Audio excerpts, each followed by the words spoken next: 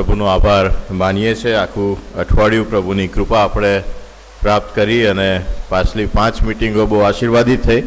આજે છઠ્ઠી અને છેલ્લી મિટિંગમાં આપણે જોડાયા છે। આવતીકાલે સવારે પુનરુત્થાન દિન અને ત્યાર પછી આપણા જીવનો ફરી પાછા રૂટીન ચાલુ થઈ જશે, નહીં? રાઈટ? પણ આખું અઠવાડિયું પ્રભુની હજુરમાં આપણે બેસી શક્યા, વચનોનું મનન કરી શક્યા, એના માટે પ્રભુનો આભાર માનીએ છીએ।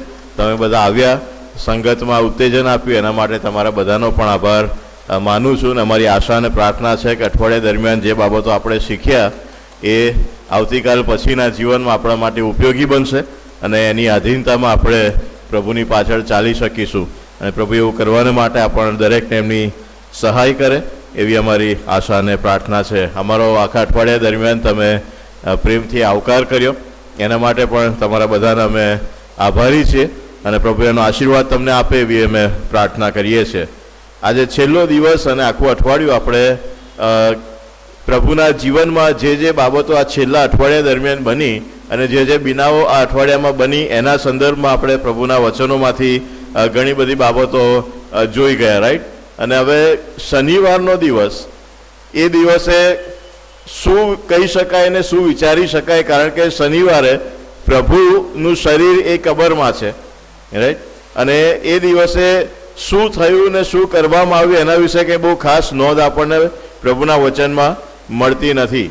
પણ એક બાબત જે આ દિવસે બની અને એ આપણને કેટલીક મહત્વની બાબતો શીખવી જાય છે અને એ આપણે સમજવા માગીએ છીએ। માથીની સુવાર્તા એનો 27મો અધ્યાય અને 62મી કલમથી 66મી કલમ સુધી છેલ્લો ફકરો આપણે વાંચ્યો અને અહીંયા જે બાબત લખી છે એમાં શરૂઆતમાં 62મી કલમ એ પ્રમાણે જણાવે છે માથી, હવે સિદ્ધિકરણને બીજે દાડે મુખ્ય યાજકો તથા ફરોશીઓએ પિલાત પાસે એકઠા થઈને પછી કહ્યું કે સાહેબ, અને ત્યાં 63મી કલમ, પણ સિદ્ધિકરણને બીજે દાડે આ બધી બાબતો બની રહી છે।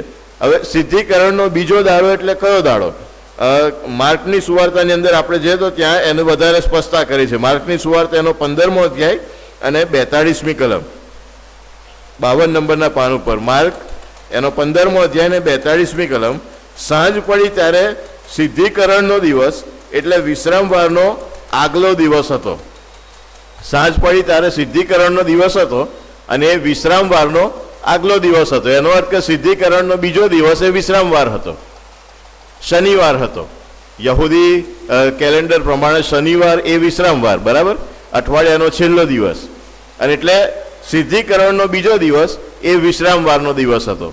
હવે વિશ્રામવારના સંદર્ભમાં પ્રભુના વચનમાં આપણે ઘણી બધી બાબતો જાણીએ છીએ અને આપણને ખબર છે કે એ બાબતોના સંદર્ભમાં કઈ કઈ આજ્ઞાઓ હતી, બરાબર?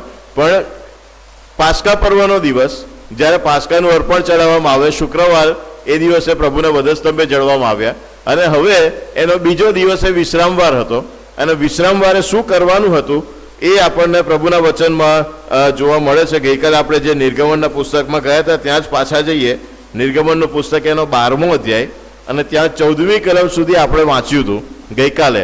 હવે 15મી કલમથી આગળ આપણને કેટલીક બાબતો આ વિશ્રામવારના સંદર્ભમાં જોવા મળે છે। નિર્ગમનનું પુસ્તક એનો 12મો અધ્યાય અને 15મી કલમથી હું થોડી કલમો તમારી આગળ વાંચું છું। 7 દિવસ તમારે 2 ખમીર રોટલી ખાવી, પહેલા જ દિવસથી તમારે તમારા ઘરોમાંથી ખમીર દૂર કરવું, કેમ કે પહેલા દિવસથી તે 7મા દિવસ સુધી જે કોઈ ખમીરી રોટલી ખાય તે ઇસરાયેલમાંથી નાબૂદ કરાશે।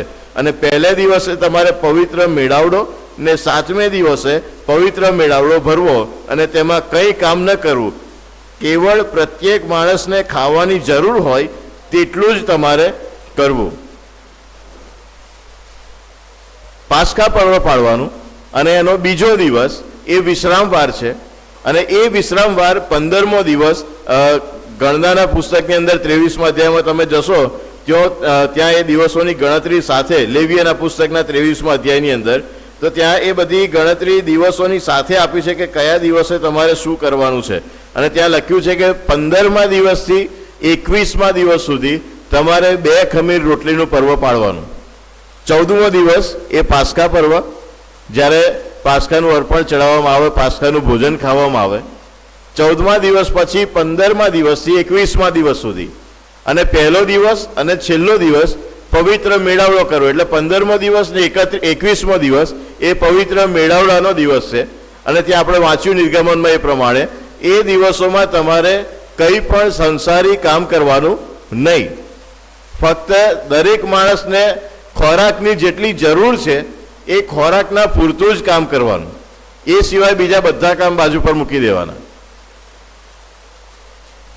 હવે અહીંયા આપણે જ્યારે જોઈએ છે પ્રભુને વધસ્તંભે જડવામાં આવ્યા અને એ બધી બાબતો બનીને પછી પ્રભુને વધસ્તંભ પરથી એમનું શરીર એ ઉતારવામાં આવ્યું અને ઉતારવાને એમને કબરમાં મૂકવામાં આવે. એ બધી બાબતોનું લુકની સુવાર્તાના 23મા અધ્યાયમાં ડિટેલમાં આખું વર્ણન છે. પણ ત્યાં છેલ્લે એ પ્રમાણે કહે છે 55મી કલમથી આગળ, લુકની સુવાર્તા એનો 23મો અધ્યાય ને 55મી કલમમાં આગળ શું થયું? જે સ્ત્રીઓ તેની સાથે ગાલિલમાંથી આવી હતી તેઓએ પણ પાછળ જઈને કબર જોઈ ને તેનું શબ સી રીતે મૂક્યું છે તે પણ જોયું. તેઓએ પાછી આવીને સુગંધી તથા અત્તર સિદ્ધ કર્યા અને આજ્ઞા પ્રમાણે વિશ્રામવારે તેઓએ વિશ્રામ લીધો.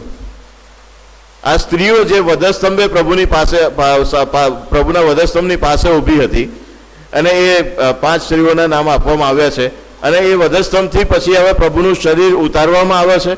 એ પ્રભુનું શરીર ઉતારે છે ત્યાં પણ એ લોકો છે. પ્રભુના શરીરને પછી એ લુગડામાં લપેટીને કબરમાં મૂકવામાં આવે છે ત્યાં પણ આ સ્ત્રીઓ છે. અને એ કબરમાં પ્રભુને મૂક્યા પછી હવે આ સ્ત્રીઓ કહે છે કે ઘરે જાય છે. ઘરે જઈને શું કરે છે? ઘરે આવીને સુગંધી તથા અત્તરને સિદ્ધ કર્યા. બપોરે 3 વાગે પ્રભુએ પ્રાણ છોડ્યો, પછી 6 વાગે સાંજે 6 વાગે યહૂદીઓનો દિવસ બદલાઈ જાય. અને એટલે 3 થી 6ના સમયગાળાની અંદર આ બધી બાબતો બની. 3 થી 6ના સમયગાળાની અંદર પ્રભુના શરીરને વધસ્તંભ પર ઉતારવામાં આવ્યું, શણના લુગડામાં લપેટીને કબરમાં મૂકવામાં આવ્યું. પછી આ સ્ત્રીઓ ઘરે ગઈ અને ઘરે જઈને એમણે સુગંધી અને અત્તરને સિદ્ધ કર્યા. બધી તૈયારી કરી.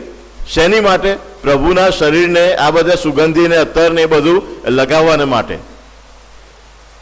હવે બીજો દિવસ એ તો વિશ્રામવાર છે. સાંજે 6 વાગે દિવસ બદલાઈ ગયો. શુક્રવારે સાંજે 6 વાગે દિવસ બદલાઈ ગયો અને વિશ્રામવાર છે. અને આપણે વાંચીએ છીએ પ્રમાણે આજ્ઞા પ્રમાણે વિશ્રામવારે તેઓએ વિશ્રામ લીધો.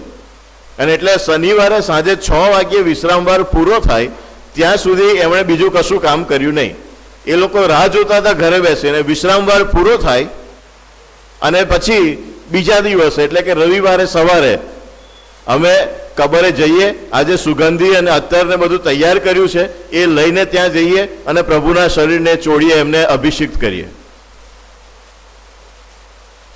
આ સ્ત્રીઓ કે જે સામાન્ય માણસો છે એમને ખબર છે કે 15મા દિવસે શનિવાર વિશ્રામવાર છે. એ દિવસે અમારે કોઈ પણ સંસારી કામ કરવાનું નથી. એટલી હદ સુધી કે જે ઈસુને એ લોકો આટલા નજીકથી ચાહતા હતા, વધસ્તંભે જ્યાં કોઈ નહોતું ઊભું રહ્યું, શિષ્યો પણ નાસી ગયા, ત્યાં આ સ્ત્રીઓ જઈને ઊભી રહી છે જીવના જોખમે. કબરે જ્યાં સ્ત્રીઓ ગઈ છે એ સ્ત્રીઓ કે જેમના હૃદયની નજીક પ્રભુ છે એ સ્ત્રીઓ પણ વિશ્રામવારે કશું નહીં કરીએ. કારણ કે નિયમ છે વિશ્રામવાર પતે પછી અમે જઈશું અને પ્રભુના શરીરને આ બધા અત્તરને સુગંધી દ્રવ્યોને વગેરે લગાવીશું. એટલી સમજણ આ સ્ત્રીઓની અંદર છે. પણ આ સિદ્ધિકરણના બીજા દિવસે માથીની સુવાર્તામાં આપણે જે શાસ્ત્રપાઠ વાંચ્યો એમાં 62મી કલમ, સિદ્ધિકરણને બીજે દાડે એટલે કે વિશ્રામવારના દિવસે જ્યાં નિયમમાં આજ્ઞા આપી છે એ 15મો દિવસ છે. પવિત્ર મેળાવડો પાડવાનો છે. કોઈ સાંસારિક કામ કરવાનું નથી. ફક્ત પોતાના ખોરાકની જે જરૂરિયાત છે એ જ પૂરી કરવાની છે. અને એ દિવસે ફક્ત ઈશ્વરની આરાધના કરવાની છે, ઈશ્વરને આભાર સ્તુતિ કરવાની છે જે ઈશ્વર અમને મિસરમાંથી કાઢી લાવ્યા. એ સિવાય બીજું કંઈ કામ નથી કરવાનું. અને એ દિવસે અહીંયા 62મી કલમમાં શું થાય છે? માથી 27 અને 62.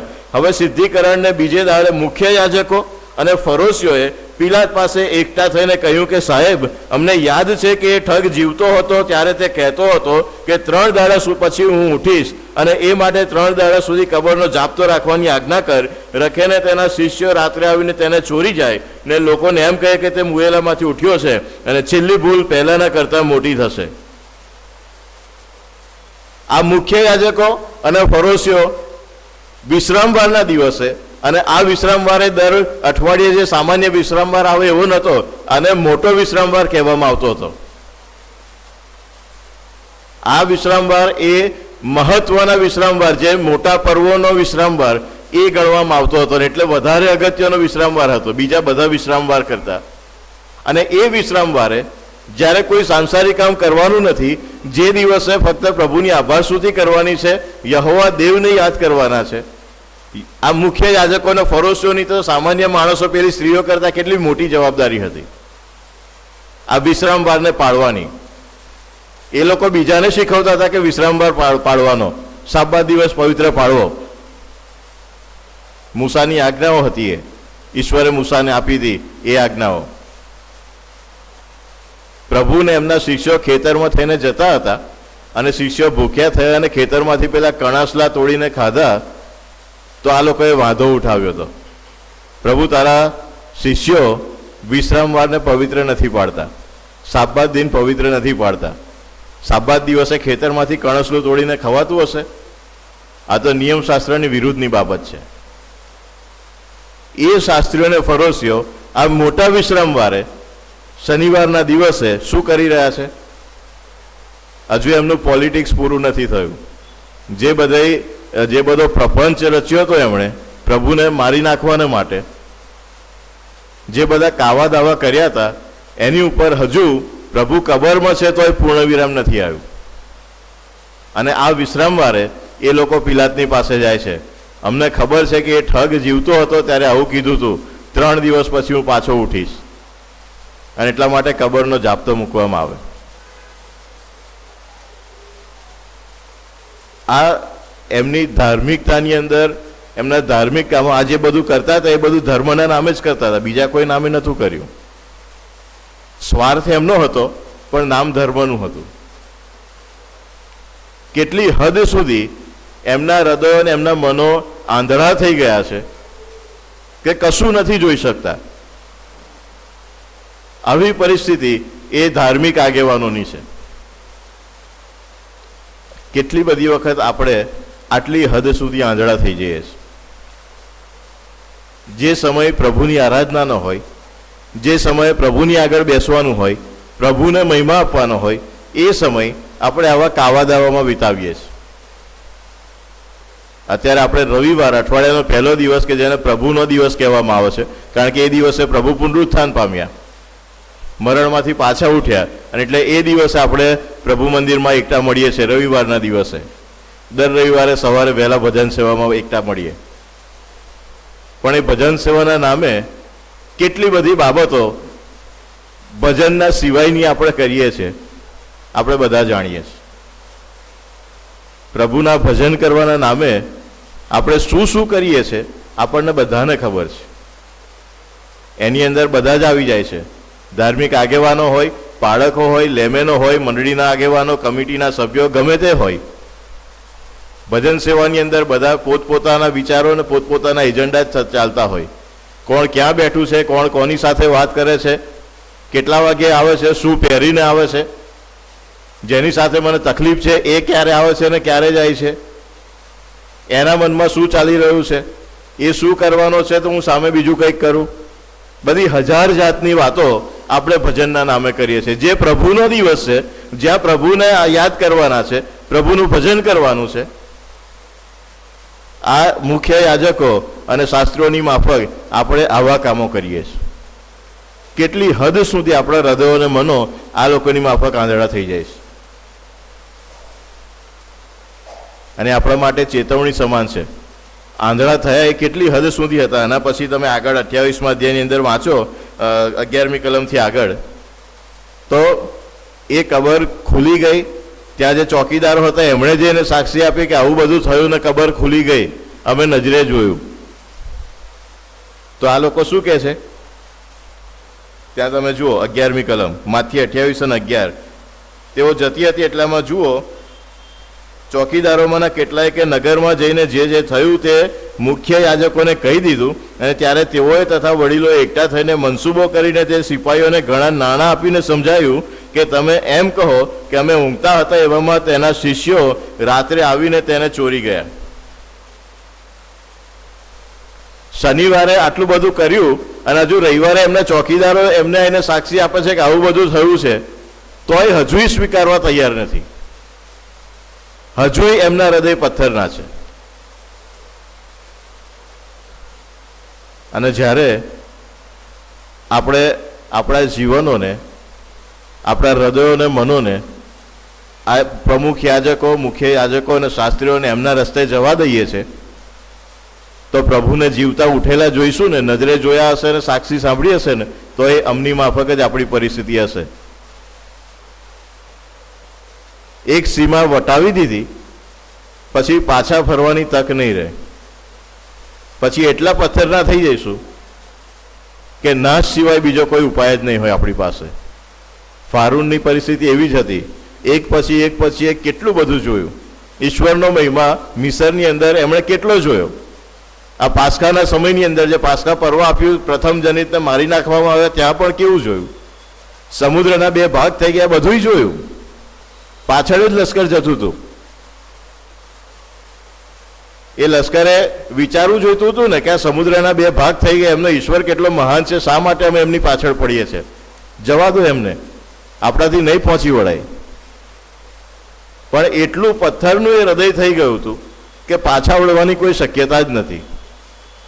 પ્રભુના મહિમાને, પ્રભુના ગૌરવને, પ્રભુના સામર્થ્યને નજરે જોયા છતાંય આ પ્રમુખ યાજકો અને આ ફરોશીઓ નથી સ્વીકારી શકતા. ભલાઓ, જો એની એ જ દિશામાં આગળ વધતા જઈશું ને, તો પછી એટલા પથ્થરના થઈ જઈશું કે પાછા ફરવાની કોઈ તક નહીં રહે. યોગ્ય સમયે ચેતી જવું, પાછા વળી જવું એ આપણા માટે સારું છે. નહીં તો મંડળીઓની અંદર પ્રભુના લોકો જો આવાના આવા જ કામોની અંદર આ યાજકો અને ફરોશીઓની માફક લાગુ રહેશે, તો પછી આપણે એ દેવના કોપનો, ગઈકાલે મેં કીધું એ પ્રમાણે, એનો એવો ભોગ બનીશું કે બીજું કોઈ આપણી માટે બીજો કોઈ ચારો નહીં રહે. અને બહુ મોટી ચેતવણી આ લોકોના જીવનો એ આપણને આપી જાય છે. હવે અહીંયા જે અગત્યની બીજી વાત જોઈએ છે, આ શાસ્ત્રીઓ અને આ યાજકોને એ યાદ છે કે ઈસુએ કીધું હતું કે હું ત્રીજે દાડે ઉઠવાનો છું. એમના શિષ્યો ભૂલી ગયા. એમના શિષ્યો એટલા બધા ગભરાઈ ગયા, ત્યાં ગેત્સેમાની વાડીમાં પ્રભુની ધરપકડ કરી ત્યારના નાસી ગયા. ના વધસ્તંભ આગળ દેખાયા, ફક્ત યોહાનના એકલાનો ઉલ્લેખ આપણે જોઈએ છે. બીજા કોઈ શિષ્યો વધસ્તંભ આગળ નથી દેખાતા. નથી કબર આગળ કોઈ દેખાતું. જ્યારે પ્રભુનું દફન કરવામાં આવ્યું, કબરમાં મૂકવામાં આવ્યા, આ વહેલી સવારે સ્ત્રીઓ ત્યાં કબરે જાય છે, ત્યાંય નથી દેખાતા. જ્યાં સુધી પ્રભુ એમને રૂમમાં, ત્યાં ઓરડામાં છે, ત્યાં જઈને દર્શન આપે છે, ત્યાં સુધી એ લોકો કશું નથી કરી શકતા. એટલા બધા ગભરાયા છે કે ત્યાંથી બહાર નીકળવા તૈયાર નથી. પ્રભુએ આ યાજકોને અને શાસ્ત્રીઓને અને ફરોશીઓને નહોતું કીધું કે હું ત્રીજે દાડે ઉઠવાનો છું. એમના શિષ્યોને કીધું હતું. માણસનો દીકરો પરસ્વાધીન કરાય, વધસ્તંભે જડાય અને ત્રીજે દાડે પાછો ઉઠે જરૂરનું છે, એ એમના શિષ્યોને શીખ્યું હતું પ્રભુએ. એ શિષ્યો ભૂલી જાય છે અને આ યાજકોને ફરોશીઓને યાદ છે. એ બાબત શું સૂચવે છે? એવી પરિસ્થિતિ આવી શકે છે જીવનમાં કે આપણે રોજ પ્રભુની પાછળ ચાલતા હોય ને, તોય પરીક્ષણની અંદર ઠોકર ખાઈશું, ગભરાઈશું ને રૂમમાં બેસીને છુપાઈ જઈશું. શક્ય છે, દરેક વ્યક્તિ માટે એ શક્ય છે. દરરોજ પ્રભુની જોડે ચાલતા હતા, એમની જોડે રહેતા હતા, એમની આવી પરિસ્થિતિ હતી. આપણી પણ થઈ શકે છે.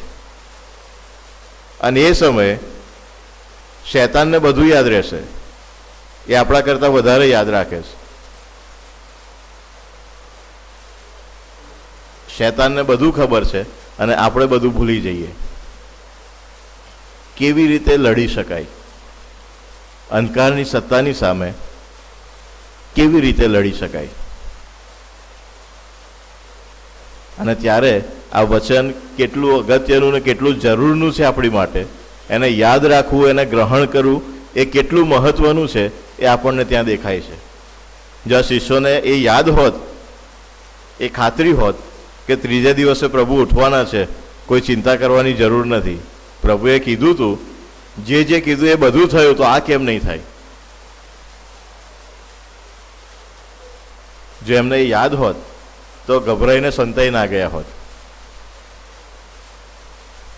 50મા દિવસે આત્માનું સામર્થ્ય મળ્યું એ પછી છાતી ઠોકીને કહે છે, તમે એને વધસ્તંભે જડ્યો અને ઈશ્વરે એને પાછો ઉઠાડ્યો, અમે એના સાક્ષી છીએ. તમારે મારી નાખવા હોય તો મારી નાખો, પણ પિતરને યોહાન કહે છે, અમારાથી ચૂપ નહીં રહેવાય, અમારાથી ચૂપ નહીં રહેવાય. એ સામર્થ્ય જ્યારે જીવનમાં આવશે ને ત્યારે આપણને કશાની બીક નહીં લાગે, ત્યારે સંતાઈ નહીં જવું પડે, ત્યારે પિતરની માફક નકાર નહીં કરી બેસીએ. એ સામર્થ્યને પામવાને માટે પ્રભુની પાસે રહેવું, આ વચન દ્વારા પ્રભુને ઓળખવા, આ વચન દ્વારા પ્રભુની સંગતમાં જોડાવવું એ બહુ જરૂરનું છે. પ્રભુનું જ્યારે જ્યારે પરીક્ષણ થયું ત્યારે વચન દ્વારા શૈતાનની સામે લડ્યા, અને આપણી માટે પણ એ અગત્યનું છે. અને છેલ્લી બાબત, આ લોકોને આ બાબત યાદ છે, એનું કારણ શું છે? આ પ્રમુખ યાજકો અને શાસ્ત્રીઓને, ફરોશીઓને એ ખબર છે કે ઈસુ કહેતા હતા કે ત્રીજે દિવસે ઉઠવાના છે. એ યાદ છે, એનું કારણ શું છે? શા માટે એ લોકો બહુ ચોકસાઈથી યાદ રાખીને બેઠા છે કે આ બધી વ્યવસ્થા કરવી પડશે? વિશ્રામવાર તોડીએ તો કશો વાંધો નહીં, ગમે તે થઈ જાય, પણ પેલી કબરને સીલ પહેલાં મારવું પડશે, ત્યાં ચોકીદારોને પહેલાં ગોઠવવા પડશે. શા માટે આટલું બધું એ લોકો કરી રહ્યા છે? શિષ્યો આવીને ઈસુનું શબ ચોરી જશે ને પછી એવું કહેશે કે પ્રભુ તો ઉઠ્યા છે. આવું જૂઠાણું સાબિત કરવું કેટલું સહેલું છે. શિષ્યો આવીને શબ ચોરી ગયા છે અને હવે લોકોને છેતરી રહ્યા છે કે ઈસુ ઉઠી ગયા છે, એ સાબિત કરવું કેટલું સહેલું છે આ યાજકો અને ફરોશીઓની માટે. જો ઈસુ ઉઠ્યા ના હોય અને શબ ચોરી જાય તો એમને ચોરી જવાય? એટલો મોટો પથ્થર કબર આગળ મૂક્યો તો બધા શિષ્યો ભેગા થઈને એ કબરને ખસેડી ખોલવાનો, એ પથ્થર ખસેડવાનો પ્રયત્ન કરે તો એમને એમ ખુલે? બધાને ખબર પડે કે અહીંયા શું થઈ રહ્યું છે. એ કોઈ નાનો પથ્થર નહોતો કે આમ ઉંચકીને ધીમે રહીને સાઈડ પર મૂકી દીધો, અવાજ ના થયો કે કશી કોઈ હલચલ ના થઈ. બધાને ખબર પડે. આ યાજકોને શાસ્ત્રીઓને એ ખબર હતી કે ગેસેમાની વાડીમાંથી નાઠા છે, નથી વધસ્તંભ આગળ દેખાયા કે નથી દફન કર્યું કબર આગળ ત્યાંય દેખાયા. એ લોકો ક્યાં શબ ચોરી કરવા આવવાના છે? એટલા બધા ગભરાઈ ગયા છે, ક્યાં છુપાયા છે, રૂમની બહાર નથી નીકળતા. તો એમને ચિંતા શિષ્યોની હતી કે એ લોકો શબ ચોરી જશે ને એવું કહેશે કે પ્રભુ ઉઠ્યા છે, અમારી આગળ જાહેર કરવા આવશે. શક્ય જ નથી. એમને ચિંતા ઈસુની હતી. એમને ખબર હતી, એ લોકો જાણતા હતા કે પ્રભુનું સામર્થ્ય, પ્રભુનું પરાક્રમ શું છે. એમને ખબર હતી કે લાજરસને ત્રીજા દિવસે બહાર કાઢ્યો હતો, યાયરની દીકરીને બહાર કાઢી હતી, જીવતી કરી હતી, પેલા વિધવાના દીકરાને જીવતો કર્યો હતો, બીજા સાજા તો કેટલા કર્યા ખબર નહીં. કબરને બરાબર બંધ કરવી પડશે, ઈસુ બહાર આવી શકે છે. એમને બહુ ચોકસાઈથી ખબર હતી. શિષ્યો ચોરી જશે એની ચિંતા નથી, પ્રભુ બહાર આવશે એની બીક હતી. અને અંધકારનું સામર્થ્ય ભલે બહારથી ગમે એટલું પરાક્રમ દેખાડે, ભલે ગમે એટલા જોરદાર અને પાવરફુલ છે એવું બતાવે, પણ એ લોકો અંદરથી ગભરાયેલા જ છે. એમને આ બીક છે.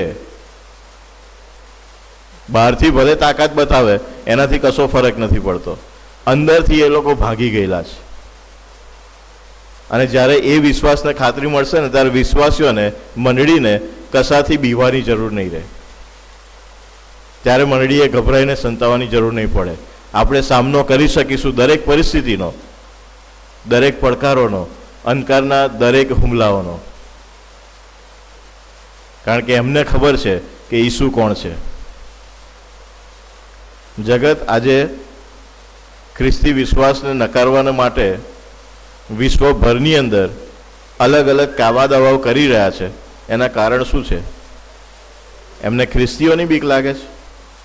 વિશ્વાસીઓની બીક લાગે છે? ના, ઈસુની બીક લાગે છે. ઈસુ બધું બદલી કાઢશે તો અમારા હાથમાં શું રહેશે? જે બીક આ યાજકોને અને ફરોશીઓને હતી ને એ જ બીક જગતને લાગે છે.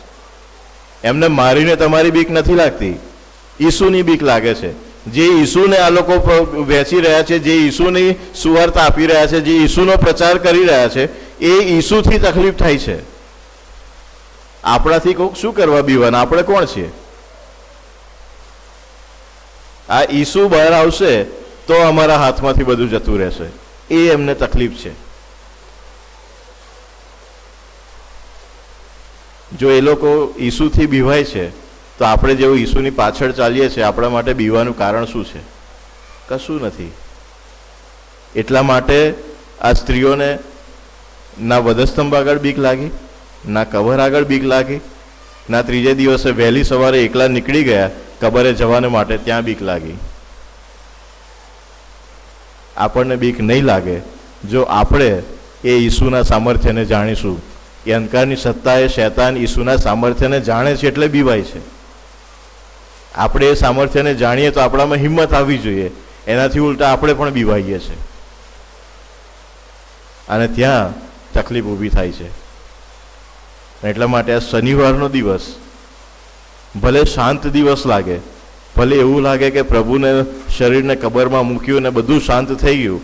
શુક્રવારે બહુ હડકંપ મચી વધસ્તંભના સમયે, અને રવિવારે બહુ હડકંપ મચી જ્યારે કબર ખુલી ગઈ ને ધરતીકંપો થયા અને પ્રભુ બહાર આવ્યા ને વગેરે બાબતો. એ બેની વચ્ચે શનિવાર એકદમ શાંત લાગે, પણ એ શાંતિની અંદર એટલું બધું શીખવાનું છે મંડળીની માટે, મારીને તમારી માટે, કે જે જો આપણે સમજીએ, એને આપણા જીવનમાં ઉતારીએ તો આપણા જીવનો બદલાઈ જાય. યાદ રાખીએ, ભજનનો સમય એ ભજનનો છે, એ બીજા બધા કાવા દાવા કરવાનું નથી, જેમ આ યાજકોએ અને ફરોશીઓએ કર્યા એમ. આ દિવસે યાદ રાખીએ, શિષ્યો ભૂલી ગયા એટલે ગભરાઈ ગયા કે પ્રભુ ત્રીજા દિવસે ઉઠવાના છે. અને એ દિવસે એ પણ યાદ રાખીએ કે અંધકારની સત્તા ગભરાય છે ઈસુથી, એટલા માટે આ બધા કાવા દાવા કરે છે, કારણ કે પ્રભુ એ વિજયવંત દેવ છે. અને જો એ યાદ રાખીશું તો એ પ્રભુને મહિમા આપતા આપણે એ પ્રભુની પાછળ વિજયવંત ખ્રિસ્તી જીવન જીવી શકીશું. પ્રભુ એવું કરવાને માટે આપણ દરેકને એમની સહાય આપે. આમેન. પ્રાર્થના કરીએ. વાલા દેવ, અમે તમારી પાસે, તમારી આગળ નમીએ છીએ, કારણ કે તમે પરાક્રમી ઈશ્વર છો. તમારું સામર્થ્ય, તમારો ગૌરવ, તમારો મહિમા, એની કોઈ સીમા નથી. અને એટલાને માટે જ્યારે તમારું શરીર કબરમાં હતું ત્યારે પણ અંધકારની સત્તા એ હચમચતી હતી, ગભરાતી હતી. કેવી રીતે એ શરીર કબરમાં રહે એની માટે ફાંફા મારતી હતી. અને એવી ગભરાઈ ગયેલી સત્તાની સામે તમારા શિષ્યો એ ગભરાઈને સંતાઈ ગયા, કારણ કે એ લોકો તમારા વચનને, તમારા શબ્દોને ભૂલી ગયા. ભલા પ્રભુ, અમારા હકમાં એવું ના થાય એવી સહાય કરજો. શૈતાન જે હારેલો શત્રુ છે એની સામે લડવાને માટે અમારી પાસે વિજયવંત ઈશ્વરનું સામર્થ્ય છે, એ યાદ રાખીને અમે ખ્રિસ્તી જીવન જીવીએ એવી કૃપા આપજો.